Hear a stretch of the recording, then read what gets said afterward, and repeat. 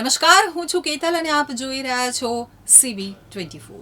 કેન્દ્ર સરકારે નવી ગાઈડલાઈન જાહેર કરી છે। હવે જન ગણ મન ગીત વગાડતા પહેલા રાષ્ટ્રગીત એટલે કે વંદે માતરમ ગીત વગાડવું જરૂરી છે। કેન્દ્ર સરકારે વંદે માતરમને લઈ અને નવી ગાઈડલાઈન જાહેર કરી છે।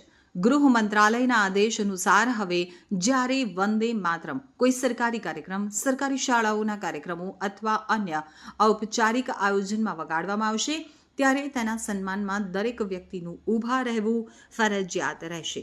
મીડિયા રિપોર્ટ્સ અનુસાર રાષ્ટ્રગીત તરીકે વંદે માતરમનું 6 શ્લોકવાળું 3 મિનિટ અને 10 સેકન્ડનું સંસ્કરણ રાષ્ટ્રગાન જનગણ મન પહેલા વગાડવામાં આવશે, જેથી સન્માન અને રાષ્ટ્રીય ભાવનાનો સ્પષ્ટ સંદેશ મળે। તો કેન્દ્રએ 28 જાન્યુઆરીએ ગાઈડલાઈન જાહેર કરી હતી।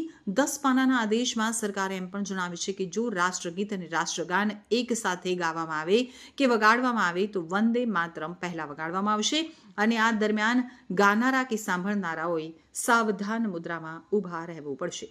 જોકે સિનેમા હોલને નવા નિયમોથી દૂર રાખવામાં આવ્યા છે, એટલે કે સિનેમા ઘરોમાં ફિલ્મ શરૂ થતાં પહેલા વંદે માતરમ વગાડવું અને ઊભા રહેવું ફરજિયાત નહીં હોય।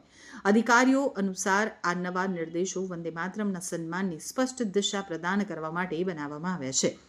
તિરંગો ફરકાવતી વખતે કાર્યક્રમોમાં રાષ્ટ્રપતિના આગમન, રાષ્ટ્રજોગ, તેમના ભાષણો અને સંબોધનો પહેલા અને પછી તેમજ રાજ્યપાલોના આગમન અને ભાષણો પહેલા અને પછી સહિત ઘણા સત્તાવાર પ્રસંગોએ વંદે માતરમ વગાડવામાં આવશે।